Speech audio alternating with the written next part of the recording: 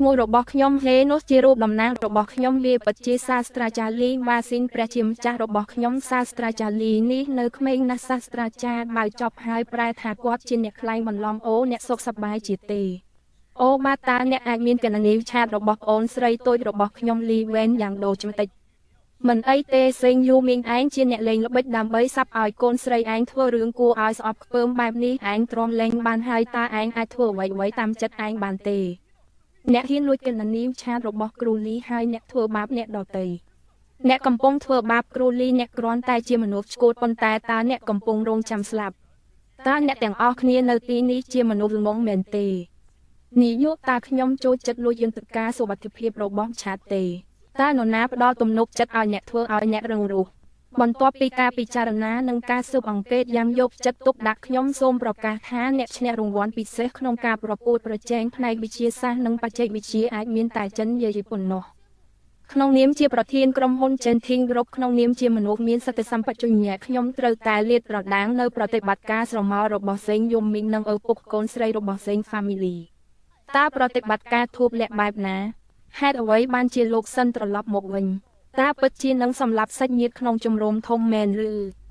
វាហាក់បីដូចជាការលួចចម្លងរបស់គ្រូសាសេងគឺជាការពិតហើយសូម្បីតែម្ដាយរបស់គាត់ក៏មិនអាចប្រឡងជាប់ដែរកំណែតម្រង់សិទ្ធិសាជីវកម្មរបស់លោកសាំងត្រូវបានបញ្ចប់ហើយលោកចេងសងស៊ូរបស់លោកសិនបានសហការជាមួយពួកយើងដើម្បីផ្ទេរភាគហ៊ុន 90% នៃក្រុម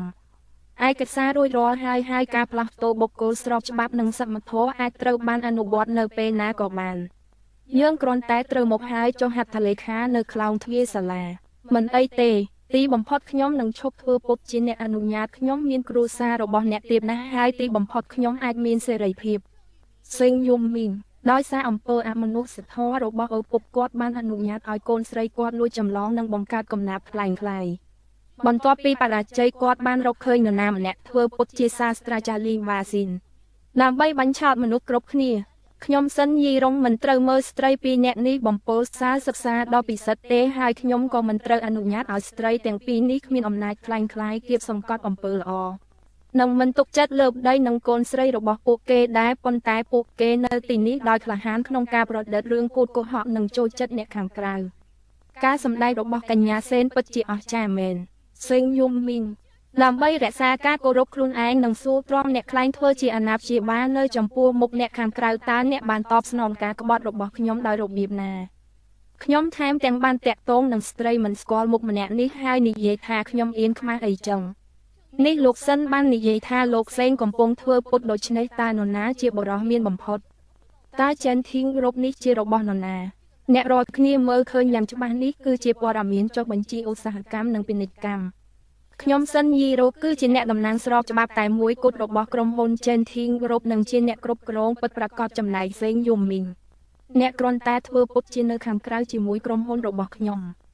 វាពិតជាស៊ីយីរងហើយអ្នកតំណាងតុលាការគឺជាគាត់វាប្រែថាសេងយំមីងនៅតែខ្លាញ់ខ្លាយហាំញ៉ាំខ្ញុំពិតជាអាចធ្វើពុតបានអូយសេងយំមីងអ្នកពូកែធ្វើពុតណាស់អ្នកស្ទើរតែបោកយើងទាំងអស់មិនអីទេឥឡូវនេះមានសត្វដេរឆាននៅក្នុងដបកែវហើយអ្នកត្រូវបានលាតត្រដាងម៉ាក់ខ្ញុំចង់បានរង្វាន់ពិសេសនេះកូនអាចយកវាមកវិញបានខ្ញុំចង់បានពៀនកុំបារម្ភគ្មាននរណាម្នាក់អាចដកហូតរបស់ដែលអ្នកបានឡើយថ្មីត្បិតតែវាងហូមិនខ្វល់ពីការស្លាប់និងស្ដាយក្រោយក៏ដោយវាគួរតែជាអ្នកដែលសោកស្ដាយវា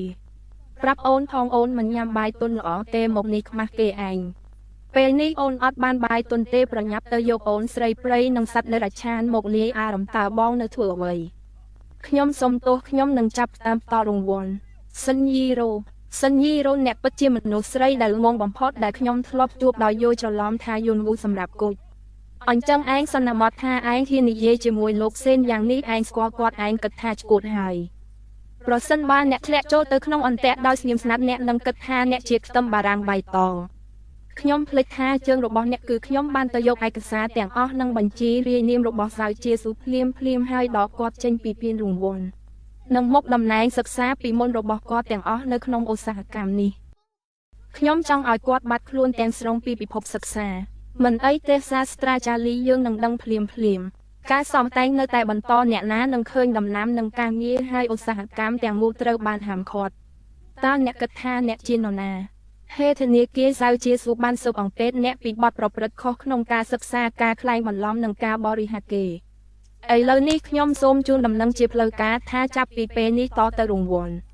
និងកិត្តិយសទាំងអស់ដែលអ្នកបានឈ្នះកាលពីអតីតកាលនឹងត្រូវដកហូតវិញ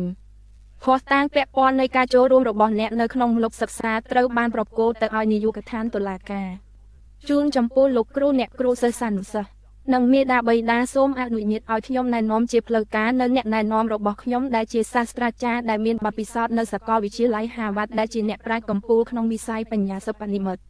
ទីប្រឹក្សាកិត្តិយសនៃបណ្ឌិតសភាវិទ្យាសាស្ត្រចិននិងជាសាស្ត្រាចារ្យនៅគណបក្សជាតិវ័យក្មេងល្អបំផុតរបស់ Harvard គឺលោក Lee Wasing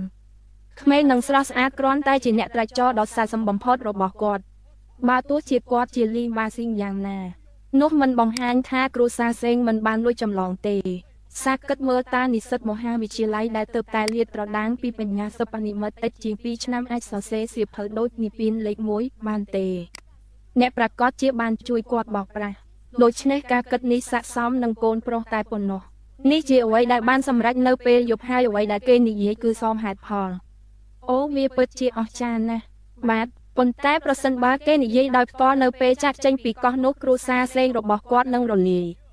ដោយសារមនុស្សគ្រប់គ្នាមានការសង្ស័យយ៉ាងខ្លាំងអំពីភាពត្រឹមត្រូវនៃនិព្វានលេខ1និងមានទំនុកចិត្តយ៉ាងខ្លាំងចំពោះទានលង AI របស់ចិនយាយនោះខ្ញុំនឹងឲ្យអ្នកគ្រប់គ្នាមើលថាតើនរណាជាអ្នកខ្លែងខ្លាយចិនយាយសូមប្រាប់ខ្ញុំតើអ្នកបានរចនាម៉ូដមូលដ្ឋានប៉ុន្មានសម្រាប់ម៉ូដែលរបស់អ្នកតើវាមានមូលដ្ឋានលើទូរទស្សន៍ CNN ឬម៉ូដែលធំដូច BRT ឬជាការលាយបញ្ចូលគ្នានៃរថយន្តទាំងពីរតើសមាមាត្រនៃការលាយគឺជាអ្វីបាទវាគឺជាសមាមាត្រនៃពុទ្ធទៅពុទ្ធហើយមានក្រុមជាច្រើននៃសមាមាត្រ